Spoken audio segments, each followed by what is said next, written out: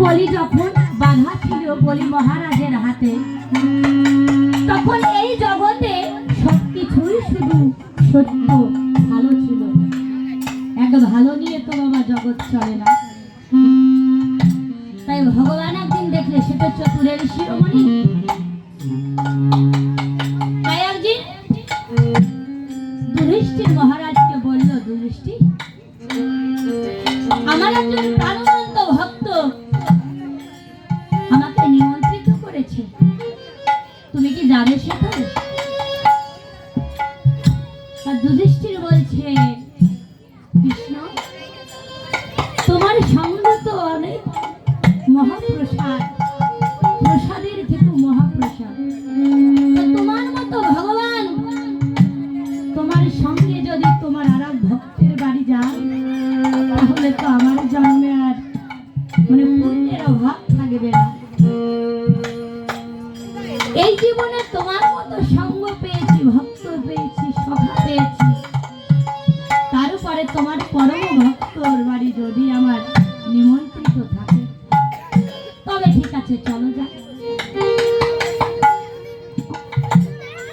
কৃষ্ণ আর যুধিষ্ঠির আমার গিয়েছে বলি মহারাজের বাড়ি। এখন এই যেতে যেতে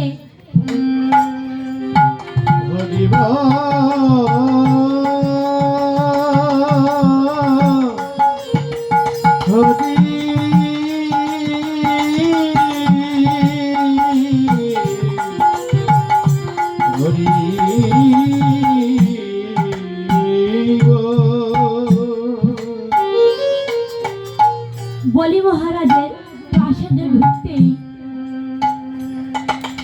জয়র ধ্বনি, শঙ্কের ধ্বনির শব্দ। একবার মায়েরা জয়র ধ্বনি, নিতাই গৌর হরিবল হরিবল।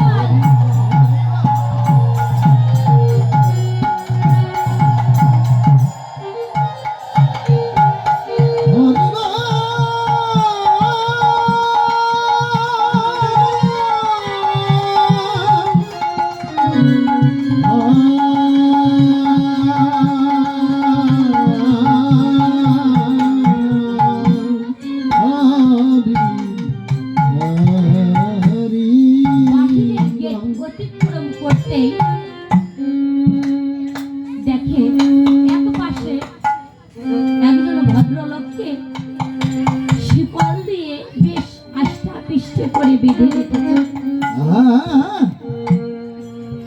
কৃষ্ণ তো নিতই ওখানে যায়। কৃষ্ণ কলিকে দেখতে আর ভুল করে নাই, চিনতে পেরেছে তো সে কলি মহারাজ। কিন্তু ভক্ত যুধিষ্ঠির তো সে কোনোদিন দেখে না।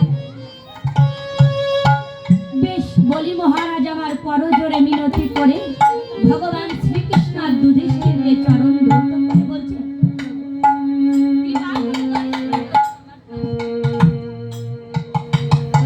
আপনার মতো ভগবান আর আপনার ভক্ত যুধিষ্ঠির, ধর্মরাজ যুধিষ্ঠির যার নাম, আজ আমার গৃহে পদার্পণ হয়েছে, আমি বড় ভাগ্যবতী। যুধিষ্ঠির আমার বলছে কি, ঠিক আছে আমি যাব তোমার প্রাসাদে, কিন্তু আমার একটা প্রশ্ন আছে। বাবা দেখবেন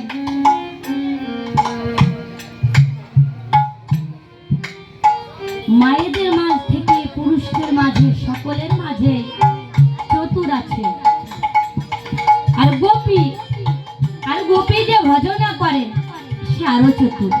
আর গোপী হলো মাতৃ। তো মায়েদের মাঝে দেখবেন বেশি চতুর, ওরা অনেক ছলনা করতে পারে।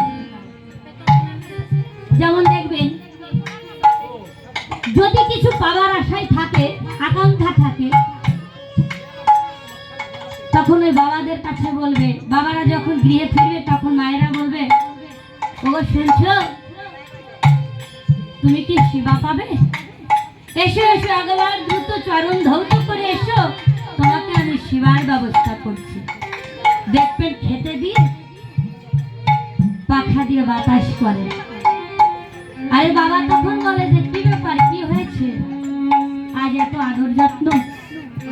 তো বলছে ও কিছু না, এমনি অনেক পরিশ্রান্ত ক্লান্ত তো, তাই একটু মনে করছি তোমাকে একটু বাতাস করি। কিন্তু মূল তথ্য তো মায়ের অন্তরে, যে কি বলবে।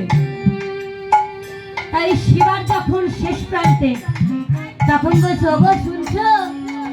তা বলছে কি বলে ফেলো?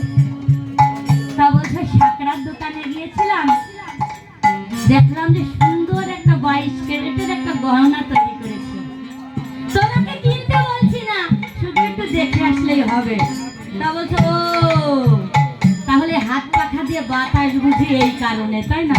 তা বলছে না, তুমি কিন্তু অন্যদিকে নিও না, শুধু গহনাটা আমি দেখতে বলেছি। এটা হলো চতুর।